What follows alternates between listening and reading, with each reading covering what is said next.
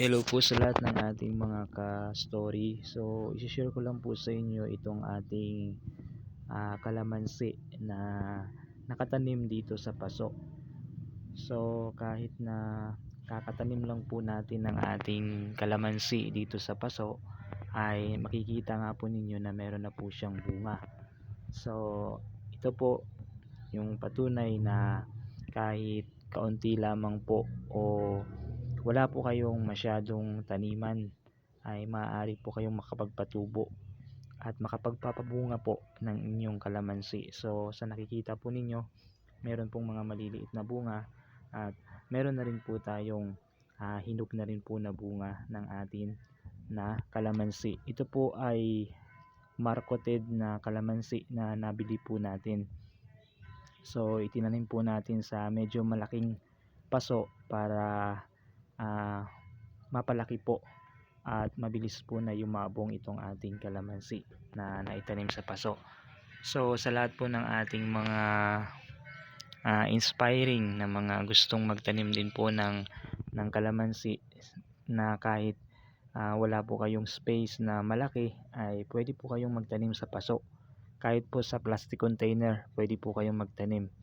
At ito nga po yung patunay na hindi hadlang yung kaunting space para makapagtanim po tayo ng mga prutas or gulay sa ating bakuran. So kung kayo po ay nakatira sa lugar na maliit lang yung space po ninyo, pwede po kayong magtanim ng mga gulay at prutas gamit po ang ating mga paso, katulad po nito. So malaking tulong din po ang pagtatanim po natin ng mga gulay at prutas para makatipid din po tayo, kasi sa panahon po ngayon ay napakamahal po ng ating mga bilihin. So kapag meron po kayong tanim na katulad po nitong kalamansi, meron na po kayong gagamitin sa mga niluluto po ninyo, sa mga juice na iinumin. At kapag meron pong sobra, kapag marami pong bunga, ay maaari din po kayong makapagbenta.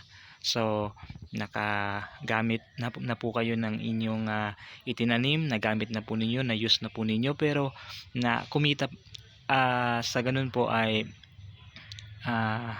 kumita na rin din po kayo sa sobrang bunga ng inyong mga tanim kapag ito po ay inyong naibenta. So 'di ba, napakagandang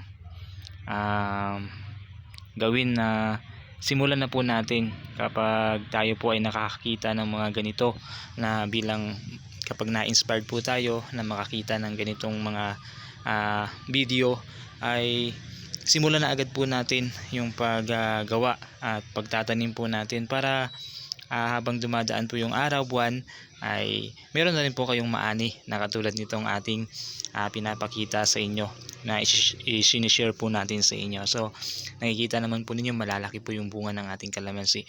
Pwede nyo po itong ilagay sa mga niluluto po ninyo pagkain, o kaya naman po ay ito po ay gagamitin pang marinate, o kaya naman po ay gagamitin sa inyong mga inumin katulad po ng juice, sa paggawa po ninyo ng kalamansi juice at sa iba pa pong paggagamitan ninyo.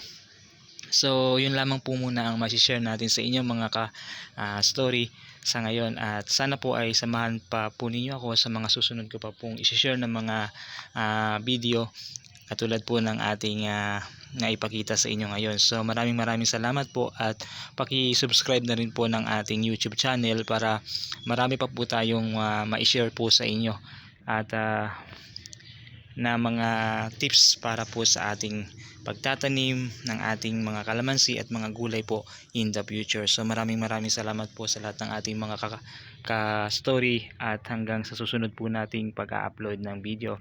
Thank you so much for watching. Goodbye.